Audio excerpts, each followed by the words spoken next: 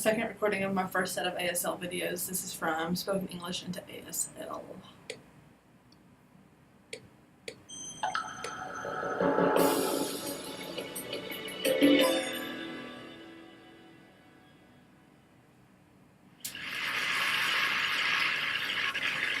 When my first children's book was published in 2001, I returned to my old elementary school to talk to the students about being an author and an illustrator.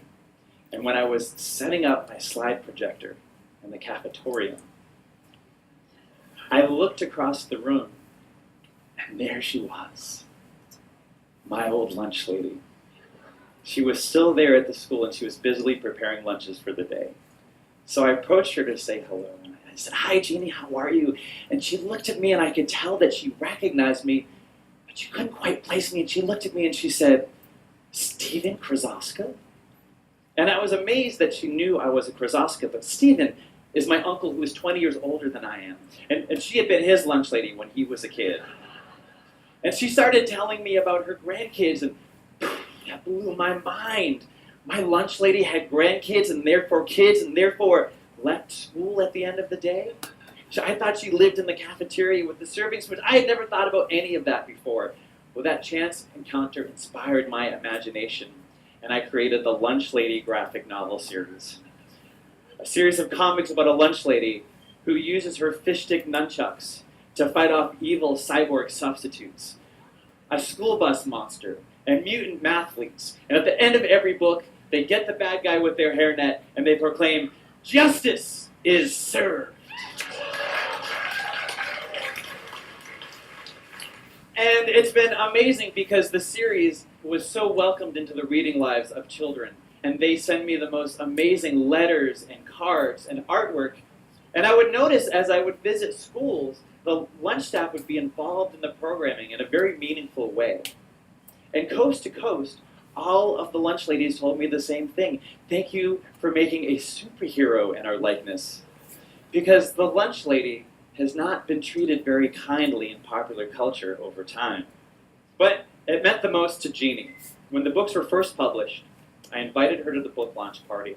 And in front of everyone there, everyone she had fed over the years, I gave her a piece of artwork and some books. And 2 years after this photo was taken, she passed away.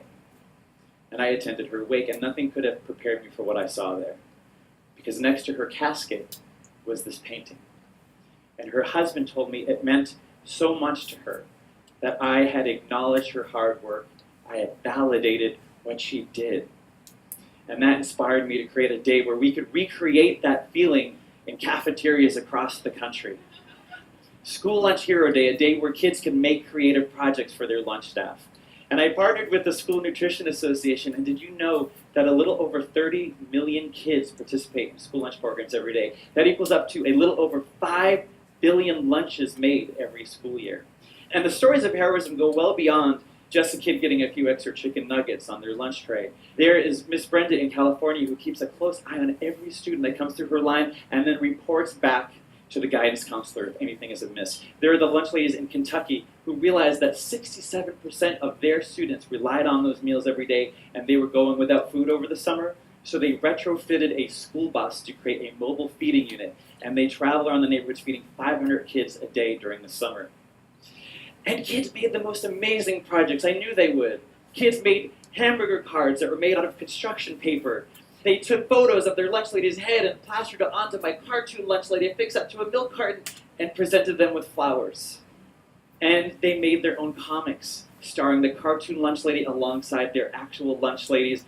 And they made thank you pizzas, where every kid signed a different topping of a construction paper pizza. For me, I was so moved by the response that came from the lunch ladies. Because one woman said to me, she said, before this day, I felt like I was at the end of the planet at this school.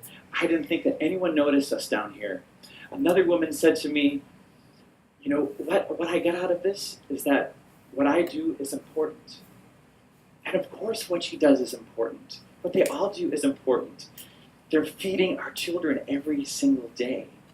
And before a child can learn, their belly needs to be full. And these women and men are working on the front lines to create an educated society. So I hope that you don't wait for School Lunch Hero Day to say thank you to your lunch staff. And I hope that you remember how powerful a thank you can be. A thank you can change a life. It changes the life of the person who receives it, and it changes the life of the person who expresses it. Thank you.